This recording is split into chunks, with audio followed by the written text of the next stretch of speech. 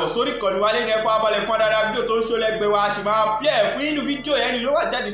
tó tún pẹ́ẹ́pẹ́ àṣírí àwọn àṣírí pẹ́ẹ́pẹ́ rẹ̀ ó lẹ́nu ìtú nínú fídíò tẹ́ ń wó lẹ́gbẹ̀ẹ́ mi ẹ̀gbọ́n kílẹ̀ ló tún fatẹ́ níbi tó àwọn àṣírí tó le tó báyìí gbogbo ẹ̀lẹ́ máa náà fàlẹ́ láti jẹ̀gbádùn lẹ́kùnrẹ́rẹ́ lórí ìkànnì wa lẹ́nu tó bá ìgbà kọ́ lè tẹ̀ dàpọ̀ kọlù ẹ bá subscribe kẹ́ like kẹ́ comment kẹ́ share lè máa jẹ́ wàá fàní content nígbàkúgbà lórí òkúta wa fi lè tẹ̀lé màá fi ṣọgbọ́n ìmọ̀ àti òye kẹ́mi sọ pé fídíò máa lẹ̀ tàbá play fún yín àtọ̀pọ̀lọpọ̀ evidence ta kó wá lẹ́kùnrẹ́rẹ́ fídíò náà rèé ẹ̀ka ṣùgbọ́n abẹ́kọ̀ọ́. ẹ kú dédé wòyí ẹ̀yin olólùfẹ́ Yinka Tnt ẹ kú bójú ọjọ́ ṣeréṣe dáadáa ní ọgbà yín.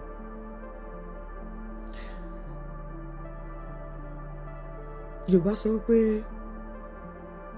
bá òkú ìṣe òtán. Yorùbá dẹ̀ sọ wípé tá a bá tí ì kú ẹni tí ò tí ì kú kò tí ì mọ irú ikú tó máa pa òun. Yorùbá náà ló lè sọ pé àwọn àgbàlagbà sọ pé tá a bá tí ì kú láyé àá jẹ ẹran tó ju erin lọ. Ìṣẹ́ tó jọmọ fógún ọdún, ìyà tó jọmọ fọ́gbọ̀n oṣù, tí ò bá sì lẹ́yìn ọmọ, tí ò bá ti pa ọmọ ó di dandan kó sì lẹ́yìn ọmọ. Nígbà míì àwọn òyìnbó máa sọ pé never say never. Nígbà míì kéèyàn má máa tilẹ̀kùn ọkàn ẹ̀ àbí kéèyàn má máa sọ pé òun ò ní ṣe báyìí mọ́. Mi ìbá má wá sọ̀rọ̀ yìí nírọ̀lẹ́ yìí but ọ̀pọ̀lọpọ̀ ẹ̀yin aláìmọ̀kan ló jẹ́ kí n jáde wá fẹ́ sọ̀rọ̀ nírọ̀lẹ́ yìí. Òyìnbó tó ṣe ìrẹ́zà òun náà ló ṣe pẹ́ńsù àti pẹ́ńsù àti ìrẹ́zà ara igi kan náà wà. Àwọn ìta máa ń lò nígbà ayé àtijọ́ ní skul yẹn. Tó bá kọ́ tán wàá tún fi ìrẹ́zà ìdí ẹ̀ parẹ́. Àwọn báírò kan tiẹ̀ wà tó tiẹ̀ tún ní nǹkan tó lè fi parẹ́, tó túmọ̀ sí pé gbogbo ẹ̀yin aláìmọ̀kan, gbogbo ẹ̀yin tó jẹ́ wípé nǹkan tó ń pè ní ọfà ìfẹ́ Ọlọ́run má jẹ́ kó mú wa. Ẹ rò pé ó wu èmi náà láti lọ kóra mi sí inú ilé tó ti tòrò pàápàá ti Obesere Akande tó lóun ò ní tí wọ́n láwọn ò ní fẹ́yàwó mi. Ẹ fi pé ó wu èmi náà láti lọ torí mi bọ̀bẹ̀. Bẹ́ẹ̀ kádàrá kàǹkádì àbí kádàrá aláwọ̀ ibi tó bá wu ẹ̀fúùfù lẹ̀lẹ̀ ló ń darí igi oko sí, ibi tó bá wu Ọlọ́run ló lè darí àyànmọ́ lọ. Ẹ̀yin aláìmọ̀kan tẹ́ ẹ ní Obesere ní òun ò lè fẹ́ ìyàwó méjì kìíní kan tí wọ́n bá wá fún mi ní àyè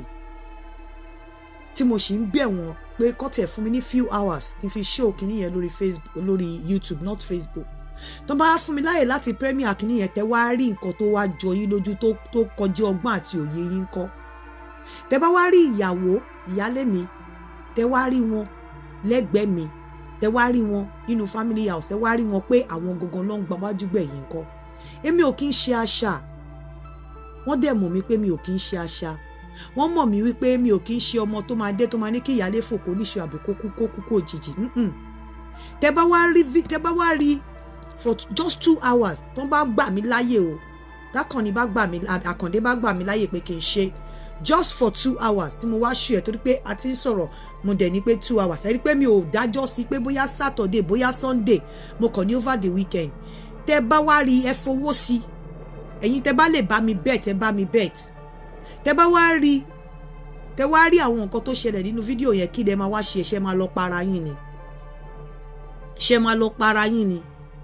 Gbogbo ẹ̀yin tẹ́ ní Obesere bàbá arápálá tọ̀ síbẹ̀ ò lè fẹ́ ìyàwó méjì. Never say never. Bó ṣe wu Olódùmarè ló ń ṣọlá. Èèyàn kọ́kọ́ ò ní àṣẹ láyé ara ẹ̀ láti sọ pé òun ò lè ṣe bá. Ọlọ́run nìkan lọ́ba tó lè sọ wípé òun dé òun ò tún dé mọ́, òun ò tún dé mọ́, òun á tún padà dé. Ọlọ́run ọba nìkan ni. Fún gbogbo ẹ̀yin onérò kúkúrú, gbogbo ẹ̀yin aláìgbàgbọ́, tẹ́ bá wá rí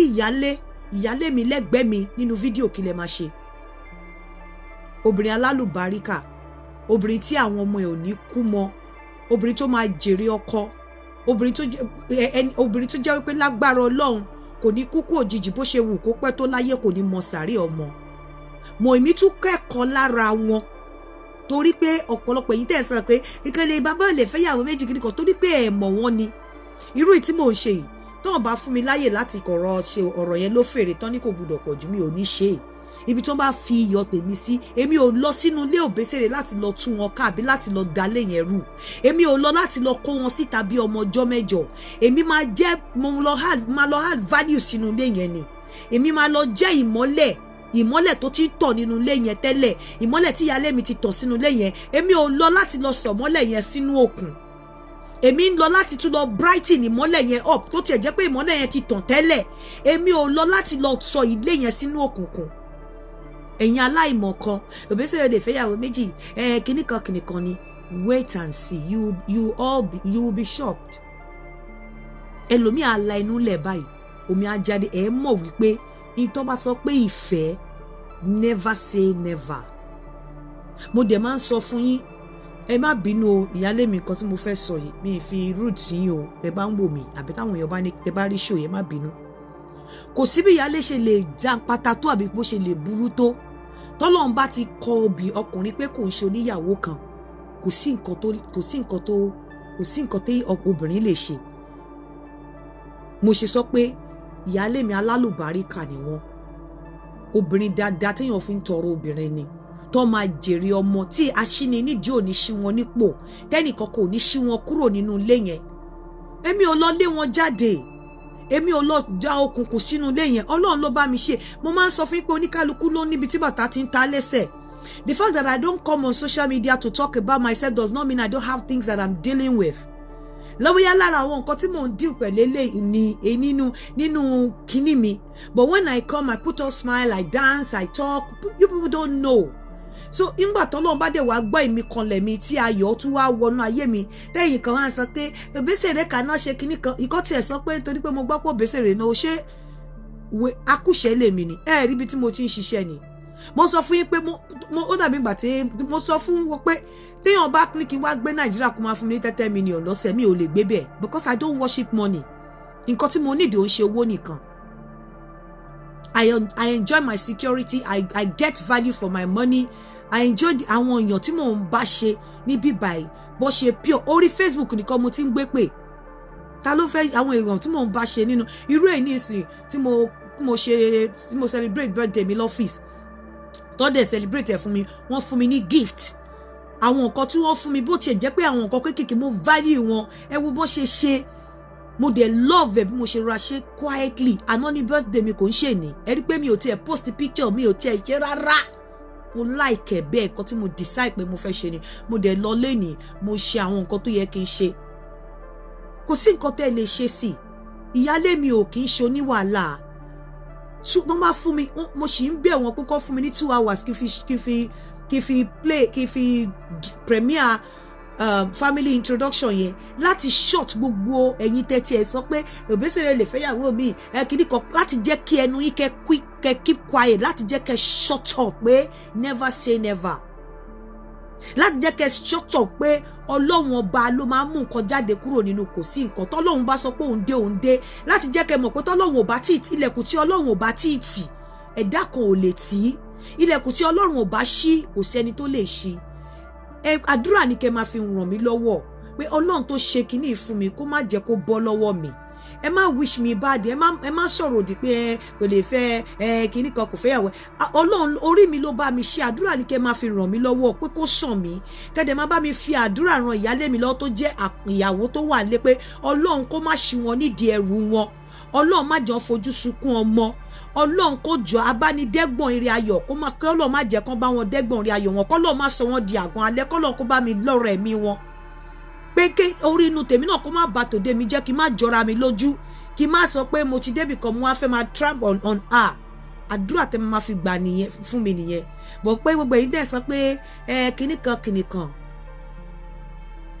ẹ lọ yíwà padà ìfẹ́ yìí kò sí nǹkan tẹ́ lè ṣe sí tó bá fún mi mo ò tí mọ ọjọ́ tó fẹ́ fún mi bóyá Saturday or Sunday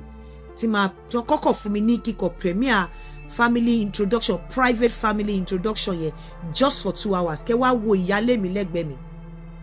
kẹ́ wá wo bí ìyálé mi ṣe mú mi dání obìnrin alálùbáríkà kẹ́ wá wo bó ṣe fà mí bó ṣe mú mi dání kẹ́ wá wo àwọn ọ̀rọ̀ tó sọ àti ìlérí tó ṣe láti jẹ́ igi lẹ́yìn ọgbà mi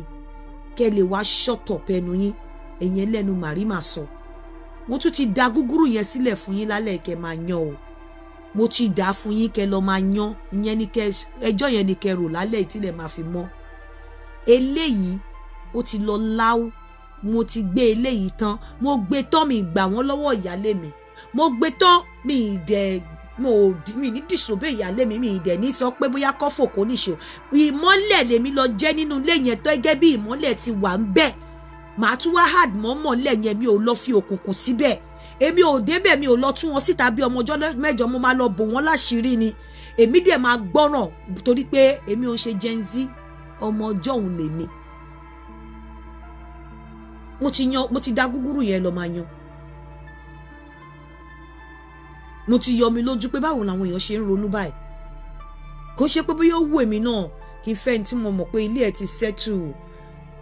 ó ti wà ní 60s kò dẹ̀ sí wàhálà ó ṣe pé ìsìn nìbọn gbàtẹ́ pé tó ibi orí bá dání sí là ń gbé bọ́lọ̀ bá ṣe lé èèyàn máa rìnrìn àjò ẹ̀dá ló máa rìnrìn ẹ̀ kò sí nǹkan téèyàn lè ṣe sí kò wù èmi náà bẹ́ẹ̀ tẹ bá ń wò mí kì í ṣe pé mo sọ pé mò ń deny yín o sà o ẹ jọ o Àkàndé mi ò deny yín o mo kàn ń sọ ni pé kó má fi pé bóyá mo fẹ́ lọ jẹ nǹkan àbí bóyá ojú kòkòrò kọ́ ó fa ìfẹ́ ni àwọn náà bó ṣe ń ṣèmi náà ló ń ṣe àwọn náà ìyálé ẹ má bínú o ẹ̀yin ẹ lọ máa yan gúgúrú yẹn kẹ lọ máa wá pé kò fẹ́yàn tọ́lọ́run bá fún wọn tí Ọlọ́run bá ní kí n rí fídíò yẹn premiere ní weekend for just 2 hours ìmí inú yín ìmí inú yín tíyàwó ẹ tí ọkọ ẹ níyàwó tó fẹ́ fẹ́yàwó mi tó wálé ayé má yà ẹ wá rí obìnrin tó fi ń ṣàlùbáríkà tó fi ń ṣàdúrà fún obìnrin ẹ wá rí wà tí ìyálé mi ẹ rí wà tán wù níjọ introduction. ọ̀gá o gbogbo ẹ̀yin tí ẹ ti ń kọ sí mi lórí WhatsApp àti gbogbo ẹ̀yin tí ẹ ń béèrè question lọ́wọ́ mi lórí Facebook mo máa ń sọ fún yín pé another person cannot tell your story. I am the only one that can tell my story. Kò dẹ̀ sẹ́ni tó mọ̀ mí tó dẹ̀ lè mọ story mi ju ara mi lọ. ọ̀pọ̀lọpọ̀ yín sọ fún mi pé why do you bring your relationship on Facebook? mo ṣe deliberately ni. I did it deliberate action ni kò ṣe pé bí a mo ṣe tán mo ń regret no, and I will tell you the reason, the same reason tí lady kan ọ̀rọ̀ yẹn ti trend ó ti lọ tó fi wá sọ lórí Facebook pé òun àtọkọ òun ò sí mọ́ tí gbogbo yín tẹ gbà bí ẹni gbàgbọ́ tí tẹ bẹ̀rẹ̀ sí ní sọ̀rọ̀ why the birthday why kinní kan òun ló mú mi wá. Mo bí èèyàn ṣe máa ń feel it's better for me to come and tell my story because mi mẹ́ni tó ń wò mí mi mẹ́ni tó rí mi ìgbà tá a ṣe private introduction tá a ṣe family introduction mi mẹ́ni tó wà bẹ́ẹ̀ mi mẹ́ni tó ti record mi mẹ́ni tó ti lè sọ̀rọ̀ mi mọ nǹkan tí mo lè ṣe, and one of the reasons tí mo ṣe ó tún pẹ̀lú nǹkan tí mo ṣe ni I don't want to be celebrated bóyá birthday mo tún wá rí wípé birthday mọ nǹkan táwọn èèyàn lè ṣe mi mẹ́ni tó ń ṣọ́ wa mi mẹ́ni tó rí mi mẹ́ni tó wà ní introduction wa mi mẹ́ni tó wà ní private kíní wa even níbi tí inú ilé tí wọ́n fi mí sí after ta ṣe introduction tó tí mo wà ń bẹ̀ torí ẹ̀ mo ṣe post ibi tí mo ti ń dáná tó ti wá bá mi ní kitchen because I know ṣe bí èèyàn ló yà wá èèyàn wà ń bẹ èèyàn ló yà wá náà nígbà tó dé yà wá tán ó send ẹ̀ sí mi torí téèyàn bá ṣe àwọn ìwà kan ní mọ nǹkan téèyàn ṣe èèyàn ló yà wá nígbà tí mò ń ṣe nǹkan ní kitchen tó wá bá mi èèyàn ló yà wá nígbà tó dé yà wá tán ó wá ní àpé òun admire moment yìí ó send ẹ̀ sí mi mo dẹ̀ sọ mo rárá bá post ẹ̀ because bí kíní ṣe ń lọ nísìn ó lè lọ post ẹ̀ kó fi pé òun fẹ́ fi generate controversy àbó òun fẹ́ fi gba èrò sórí platform so ó better kí wọ́n wá gbọ́ pòun kó wá gbọ́ ọ̀rọ̀ ara mi lẹ́nu mi ó better kí n gbé ara mi jáde kí àwọn bloggers kí àwọn èèyàn kan tó wá máa fi mí trend so tó bá máa fi mí trend wọ́n á trend lórí nǹkan tí mo sọ fúnra mi lórí page mi kò ní jẹ́ nǹkan tí èèyàn lọ pamọ́ tó ṣe àìmọye àwọn pictures àìmọye àwọn nǹkan tí mo ṣì ní lọ́wọ́ àìmọye tí n bá ní pé mo ń drop ẹ̀ mo mọ reason tí mo ṣe ń drop ẹ̀ because èèyàn tó bá send video ní ó wà níbi function gbà tẹ́ ń ṣe private kìíní tó send video sí yín tó send picture sí yín ẹ kúkú ti mọ̀ pé picture yẹn ò save the picture is as good as being at the National Theatre the picture is good the video is good so nígbà téèyàn send ẹ̀ sí mi mo mọ̀ọ́mọ̀ ń post ẹ̀ ni so that kò ní bá àwọn èèyàn lábo tó bá rí ní another platform kí tó bẹ̀rẹ̀ sí ní máa play post picture làwọn kan tí ń post picture lórí Facebook tí mi ò tí post picture lọ́dọ̀ mi rárá so ìgbà tí wọn ò lè dúró tí wọ́n ṣe ẹ jẹ́ kémi náà kúkú ṣe wọ́n máa pariwo run wọn ràn oṣù mẹ́ta ni ó máa rùn tán kúrò ńlẹ̀ so kó tó di pé àwọn èèyàn bẹ̀rẹ̀ sí ní post pictures post private moment wa ti àwọn tó wà ńbẹ̀ tí wọ́n yà wá tá a mọ̀ kó tó bẹ̀rẹ̀ sí ní post ẹ̀ ẹ jẹ́ kémi post ẹ̀ so that ìgbà táwọn bá máa fi sí àwọn ò ní fi kọrí time pẹ́pẹ́ àtagúngún wọn á fi sí kó lè dodidi láti ba ayé ara wọn jẹ́ láì ṣe ayé tèmi nǹkan tọ́lọ́run ti ṣe ó ti ṣe náà ẹ pé Àkàndé bóyá èmi ni mo lọ toast ẹ èmi kọ́ ni mo lọ toast ẹ náà mi ìṣá lè lọ bá kó ṣe pé bóyá wọ́n jẹ́ ọkùnrin téèyàn ò lè toast o ká ní pé mo tiẹ̀ wá mọ̀ pé irú èèyàn báyìí ni Àkàndé tẹ́lẹ̀ ni bóyá mi ìbá tiẹ̀ ti toast ẹ kó tó wá toast mi ìbá ti fúnra mi kọnu sí tó bá yẹ pé mo mọ̀ pé ẹni tó wà sweet báyìí pé ẹni tó good báyìí ni pé bóyá ẹni téèyàn lè bá tó lè fúnyàn láyọ̀ báyìí ni má ti kẹnu sí kó tó kọnu sí mi so èmi mo mọ̀ post àwọn kinní yẹn and the reason is that ó ti wà lọ́wọ́ àwọn kan ó ti ya àwọn mọ́mẹ́ǹtì kan tá a mọ̀ ń pa ẹ̀ tó dẹ̀ jẹ́ wípé àwọn kọ̀ọ̀kan ti ń fọwọ́ ṣọwọ́ ẹ̀ sí mi mo dẹ̀ mọ̀ pé àwọn èèyàn burú kó tó di pé wọ́n fẹ́ máa post ẹ̀ látọ̀dọ̀ wọn ẹ jẹ́ kémi fúnra mi máa post nǹkan mi látọ̀dọ̀ mi so that nígbà táwọn bá fi lè post ẹ̀ tó bá máa ná àdì máa give time pẹ́pẹ́ sí kò ní make sense mọ́ ẹgbọ́n tí mo ní ìyálé mi mọ̀ bóyá aléyàn kan tó lọ gún wọn ní kẹ́sẹ́ ńlé pé ṣé kinní kan kò lè jẹ́ nǹkan tó jẹ́ tó new sí wọn mọ́ so ó yẹ kẹ́ mọ̀ pé mi gan mo like láti wà private láti keep ọ̀rọ̀ mi private but nítorí àwọn pictures kan ti wà lọ́wọ́ àwọn kan tó dẹ̀ jẹ́ wípé bí eré làwọn yà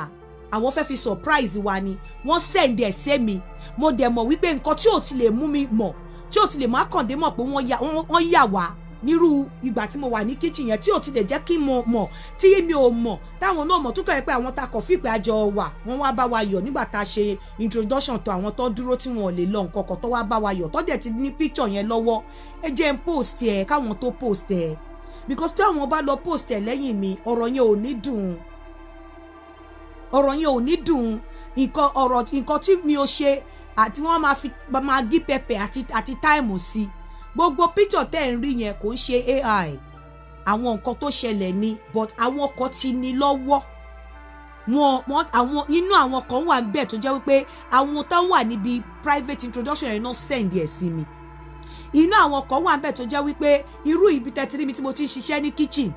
ẹni tó wà nínú ilé nígbà tá a ṣe tán ibi tí wọ́n fi mí sí ibi tí mo dé sí tí mo tán wà mí lọ tí mo wà òun ló ya picture yẹn ó kàn send ẹ̀ sí mi pẹ̀lú inú kan ni àmọ́ torí èèyàn tèmi jẹ́ èmi ò fi taratara trust èèyàn mi ò ń gbàgbọ́ pé yóò lè ṣe nǹkan fún mi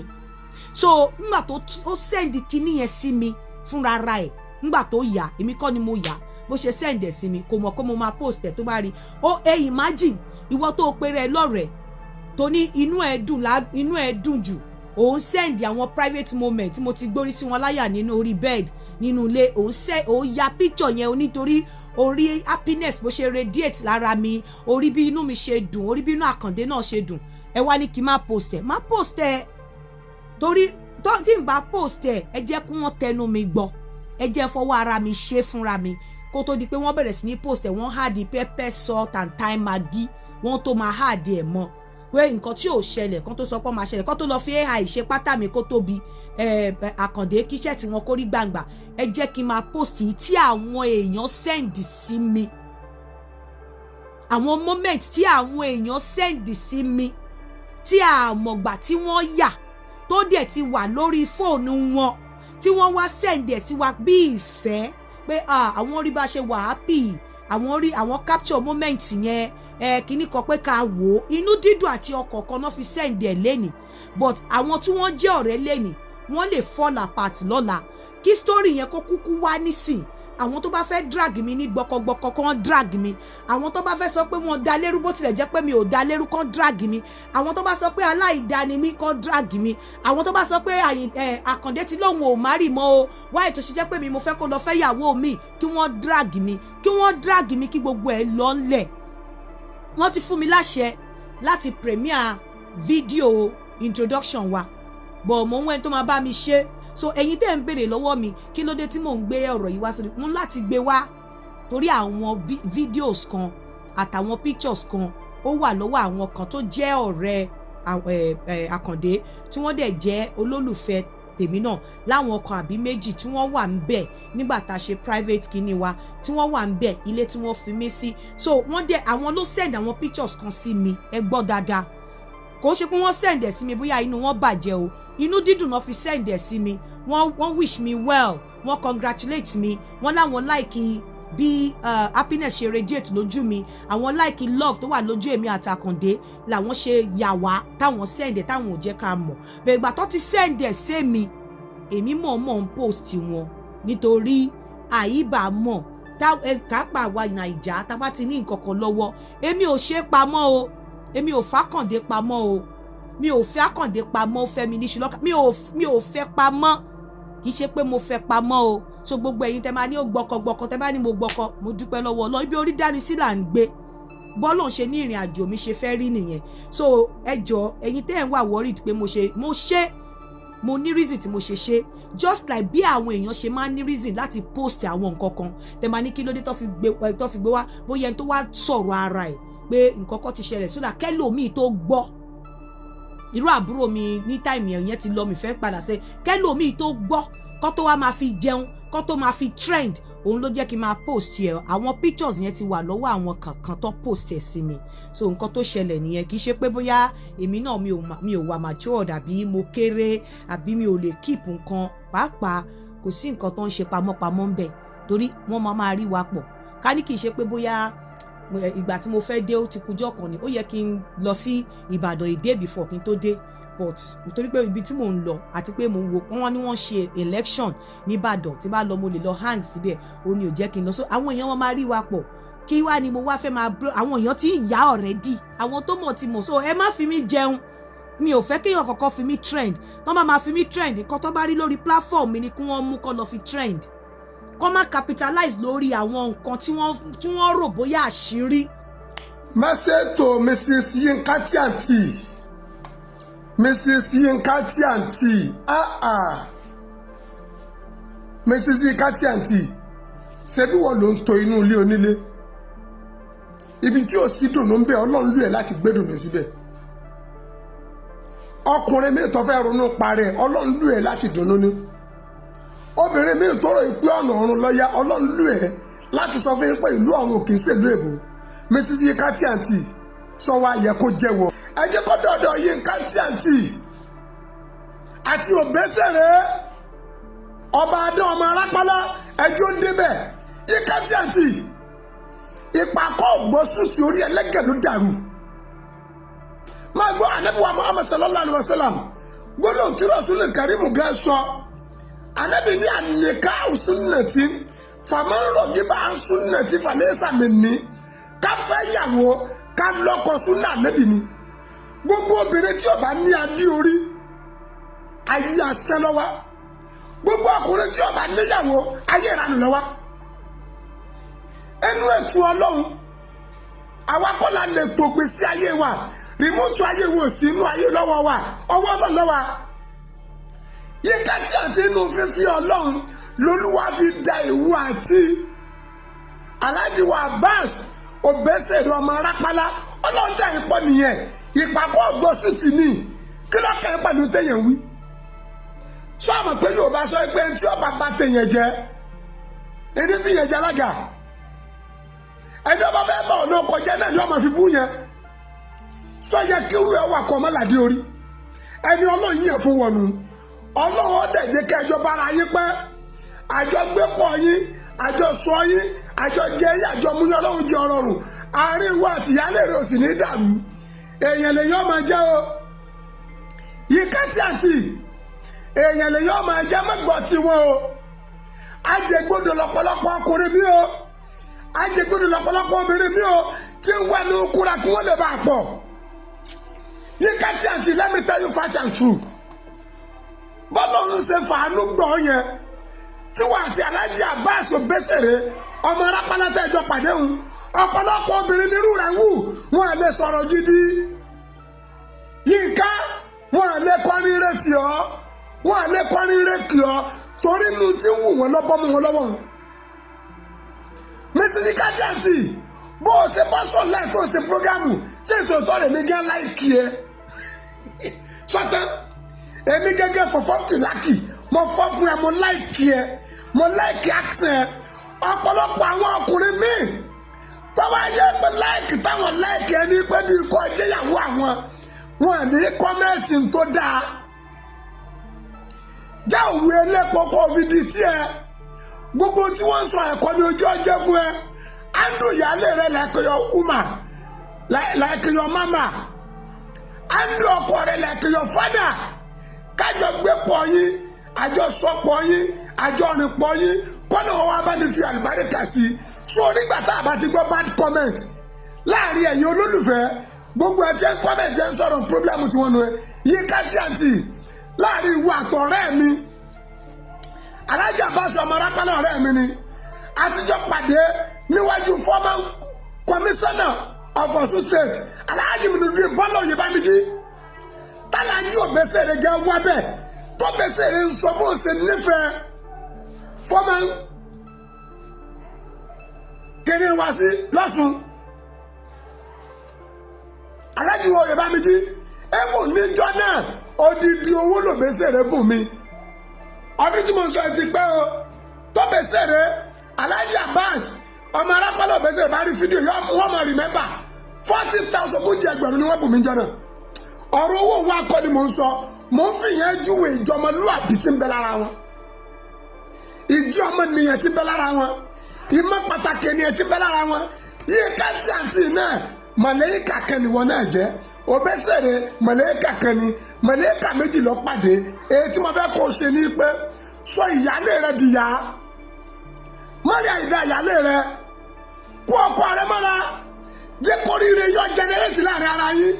bọ́lá ń bá ṣe dùn ọ́nú tó fi dùn ọkọ rẹ àti ìyálé rẹ nú àárín yóò ní dàrú ọkọ gbọ́ àyàgbọ́ lọ́lọ́ pé Yinka máa jayé.